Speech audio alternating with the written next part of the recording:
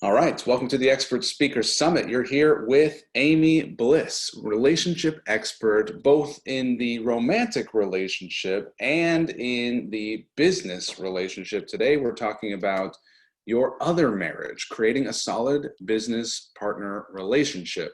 And so what Amy discovered was that the principles of romantic relationships, when applied to business relationships, can make such a dramatic impact. Welcome, Amy Bliss. Thank you for being here. Thank you. Thank you for having me. So tell me, you were just telling me before I press record, and I want to hear it again, the time that you discovered how these principles that were working so well with your clients in the personal relationships started to be applied into the business relationships. Tell me that story. Right. So after a 20 plus year corporate career, I completely switched gears, became a certified coach, and focused largely on relationships, because relationships and the dynamics of relationships, communication, all of that, I find fascinating. And I was working with this one couple, and towards the end of our time together, the husband in the relationship pulled me aside. He said, I just wanted to let you know that I've been taking some of the things that you've been telling me and having us work together with my wife, and I've applied that to my relationship with my business partner, and it has made all the difference in the world. It's completely changed the dynamic of the relationship and taken the stress out of that relationship and allowed us to really work closely together in synergy towards our common goal of this passion of our business. And it was like this huge aha moment. It was like, that I'm like, and why not? Because the arc of a business relationship is actually very similar to the arc of a romantic relationship. And the dynamic is the same. You're spending a lot of time together. You have this mutual passion, which is the business, oftentimes the two people that come together to create that business are very different people, especially now as we've become very technologically advanced. In that type of environment, you have the one person who's very creative and tech oriented, and then you have the one person that's very business oriented, and you need both of those in order for the business to survive. But those two people think very differently, they process information very differently, they communicate very differently, and the success of that relationship can make or break the company. So hugely important. So can you give some specific examples of what sort of things you advise people to do in business relationships that are similar to some of the tactics that help improve a romantic relationship or a personal relationship? Absolutely. So even in the romantic relationships, people come to me with a particular problem. They want more intimacy in their relationship. They want more quality time together. They want to understand each other better. And what people don't realize is most of that boils down to communication, is how you communicate and how you interact with each other. So the same is actually true in business relationships. First of all, the first question I ask when I meet with anybody, whether it's a business partnership or a romantic partnership, is how you identify as either an introvert or an extrovert, because that can oftentimes be hugely relevant to how they communicate and any breakdowns in communication. If you have a combination of an introvert and an extrovert, oftentimes extroverts process by talking and introverts process by thinking. So when you get into a communication situation, the extrovert oftentimes starts the conversation, and the introvert feels like they never can get a word in because they're taking time to process what the extrovert has said. The extrovert, not realizing that they're processing information, assumes that silence means that they either don't understand or they don't care. When in fact, if an introvert is taking the time to think, they absolutely care. And so that extrovert will then start talking more. And the conversation rapidly deteriorates because the extrovert doesn't understand why the introvert doesn't understand. And the introvert's like, I can't even get a word in. I haven't even finished processing the first thing you said, and you're on to topic number 3.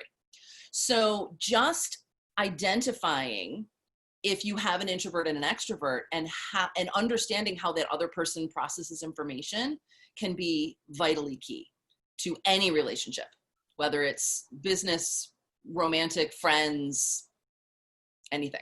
So extroverts think by speaking, introverts think by thinking to themselves.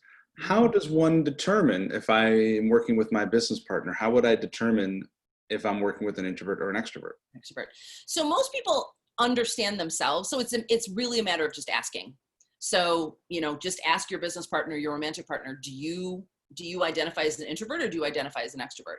And a lot of people think that introvert versus extrovert is whether you want to be around a lot of people or whether you want to be alone. And that's not really it. It's really how you recharge. So do you get energy by being with a lot of people? Or does that kind of sap your energy and you recharge by sitting alone, reading a book, journaling, meditating, whatever? So if you're that, I recharge being alone, you're an introvert. If you recharge being with people, you're an extrovert. So when you think about it from that perspective, it makes sense that in that conversation, the introvert is actually expending a little bit more effort and energy to maintain the conversation. And then if they feel like they're not being heard and they're being stepped on and they're not being given the time to formulate a response, then that increases their anxiety. Mm-hmm. Okay, so let's focus on business relationship challenges and what sort of recommendations you have. Yes. These are very interesting times for businesses where things are changing very quickly. There's a lot of unknowns. A lot of businesses are really thrown into a brand new set of challenges, especially when it comes to communication. Companies that used to meet in person are now meeting virtually, so we have a whole different set of challenges. So what are some of the challenges that you're seeing in the business relationships, and what are some of the recommendations you have? Yeah. So I wanted to tell you a story about an example where communication in my own experience completely broke down, and how I really started thinking about all of this and where my love of communication, studying communication started. So I started a new job. I am in a new company, in a new job, in a new city. I know no one. And I am charged with managing the business in our little corner of Texas from a financial perspective, numbers perspective. Anything that had a number attached, I was responsible. My general manager had been with the company for years, but he had come up in marketing. And this was his first time in the field in a sales position. He's new to Texas, but very familiar with the company. So we are charged with running this little part of Texas together. And we're kind of the blind leading the blind in this space. So he sits down with me. Now, this is not only a new position for me, this is a brand spanking new position in the company, and they're still developing what the guidelines of the role really are. So we sit down one day in his home office. He's got this media room. We're sitting in these big, huge leather chairs, and we're projecting my spreadsheets up on this wall. I mean, my spreadsheet is now 12 feet by 8 feet. And I'm standing there and he's like, tell me everything you can tell me about the business. So I put up my spreadsheet and I'm walking him through the numbers, and I see his eyes glaze over. Now, I need this job, and I am trying my hardest to communicate this to him, and he is just not getting it. And he says to me, he's like, Amy, I don't understand what you're saying to me. So I'm like, okay. And so I start over, talking a lot more slowly, using smaller words. And he's like, I don't get it. I don't understand what you're telling me. And I'm kind of freaking out because he's on a first name basis with the entire C-suite, and I'm brand new and I need this job. So I'm struggling to figure out how to communicate this information to him, because and he can't tell me what it is he doesn't understand. He just doesn't get it. Mm. So 2 months later, he brings in a consultant, and we do emergenetics, which is, one of the many, how do you process information, how do you communicate tools out there. And what I learned from that is, one, I'm what they label as blue, which is analytical, which was not a surprise to me. I'm a numbers person. But he is very yellow, which is creative, which makes sense because he comes from marketing. But what I realized is he processes information visually. Me giving him a list of numbers, like I said, his eyes would glaze over. It meant nothing to him. But I took those same numbers and I put it in a chart or a graph. And all of a sudden he was like, well, why didn't you say that? And I'm like, I did. But we spent a very painful 2 to 3 months kind of chasing our tails because we just didn't understand that we processed information differently. And had I known that at the very beginning, I would have taken that spreadsheet and put it in a form, in a picture that made him, that was something that he was capable of processing very quickly. And, you know, the whole time through this, I'm like, this guy is like super intelligent and he's made it up, you know, to the high ranks of the marketing department. How does he not get this? And I finally realized he just processes information differently. So I want to save other people from that situation of chasing their tail, because it's not a matter of intelligence. It's a matter of just how your brain works, how you process information. And so so then the cool thing was this company, then everybody took a genetics test. They had their results underneath their nameplate, outside their door. So you knew when you walked into somebody's office how they processed information, and you could tailor how you presented that information according to a way they would understand. Very good. So how do we go about determining what's the right way to communicate information, knowing that we process it differently? How do we know what's the right way to send it to them? So obviously there's tools out there. There's things like emergenetics and various, you know, those personality or processing tests that you can take. And if you don't want to do that, there's just simple questions that you can ask. Like, you know, would you prefer to see numbers in a spreadsheet or in a chart? Like, which makes more sense to you? Nice. You know, how do you, or do you want to, you know, are you someone that writes things out? Like, do you want me to write it to you, or do you want me to tell you? Like, are you more, you know, visual or audio, you know? So there's a lot of questions that you can ask that a lot of people don't. Most people will present information to somebody else in the way that makes the most sense to them, the giver, not the receiver. So it's just a matter of finding out how your partner wants information or best processes information so that you can have a much smoother conversation. Cool. And arguably much quicker. So the business partnership is like the second marriage. Yes. And it would be nice to know, like, how well is our business partnership doing on a scale of 1 to 10, right? Yeah. What are some of the sort of indicators that you look at that indicate to you how well a partnership is doing? Right. So I think it depends on where in the partnership they are. And like I said earlier, the arc is very similar. So in the beginning, in what you would call the honeymoon phase of a romantic relationship, is very similar in the business relationship. That's when everything is new and exciting, and nobody wants to be the Debbie Downer. Everybody wants to be up and happy, and nobody wants to point out any flaws or any problems. And so everybody kind of keeps those down. And as we know in all of our other relationships, those things don't go away.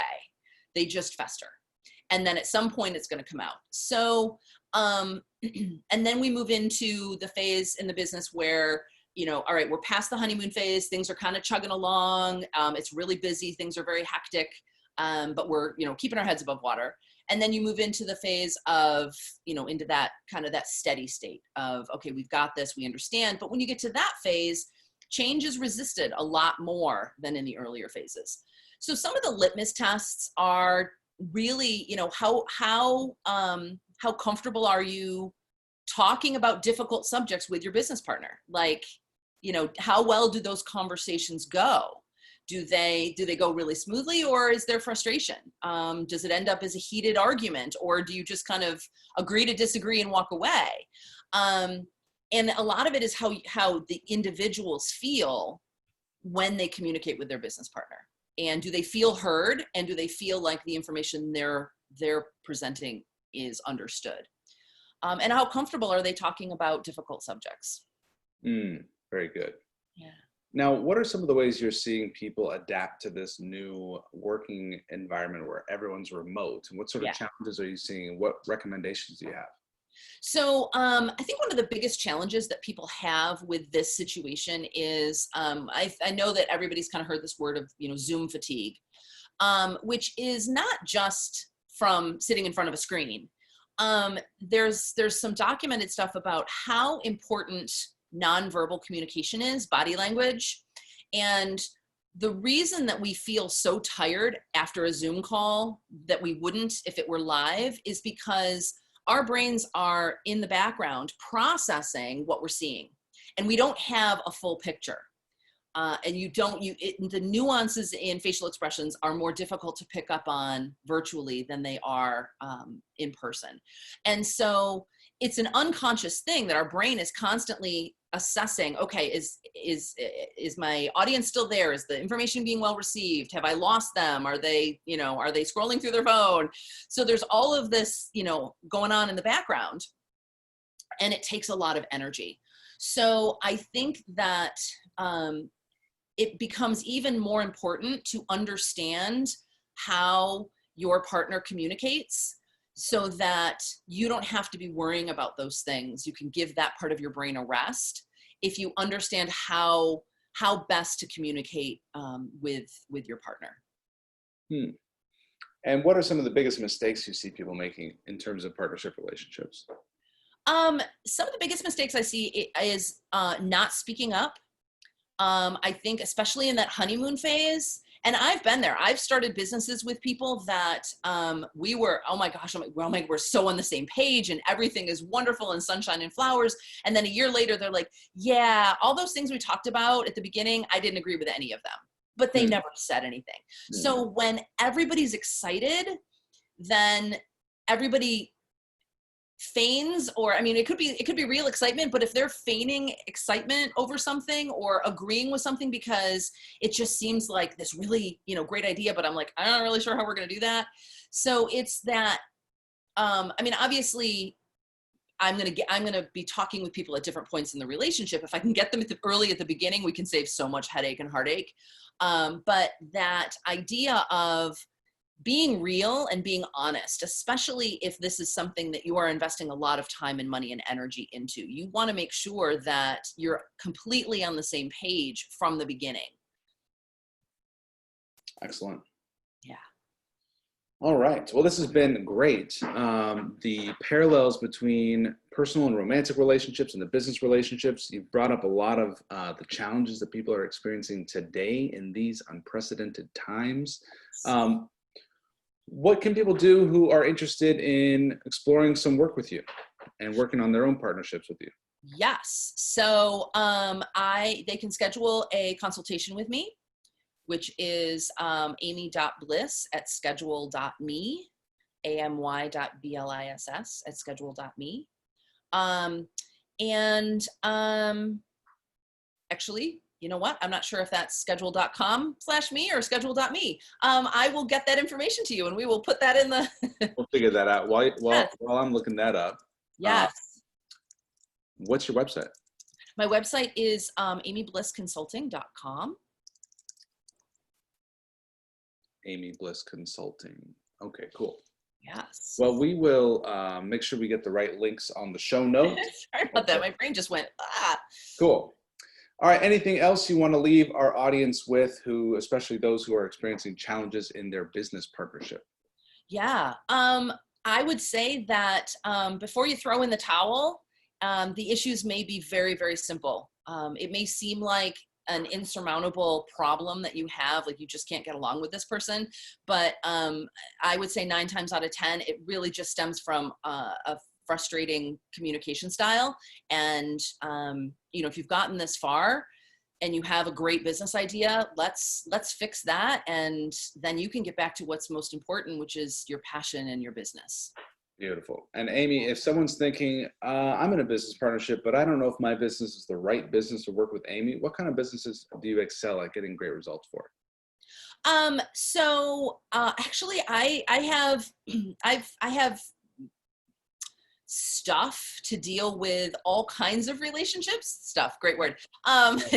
So the dynamic can vary. So ideally two people that are bringing an idea to the world, but the dynamic changes when you have just two strangers or friends that are starting something, or versus a romantic couple, a husband and wife, they're starting a business together. That brings up whole other dynamic. You have partnerships that are family members, father and son, brothers, sisters, that brings a family dynamic in that's different than a normal partnership. And then you have partnerships of more than two people, with three being the hardest number to navigate. Three is a very difficult number to navigate in any situation, but certainly within business. So I can help any and all of them. I understand the different dynamics that happen in those different types of relationships.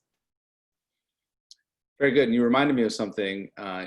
We were talking before we press recording. We were talking about polyamory. Yes. Or the business of being in multiple relationships. And you mentioned how three is actually the hardest. Yes. Harder than two and harder than four. So you want to speak to what it's like to have these multiple partnerships in business? Yeah. So I could work with, like a law firm of multiple partners, accounting firm, that type of thing.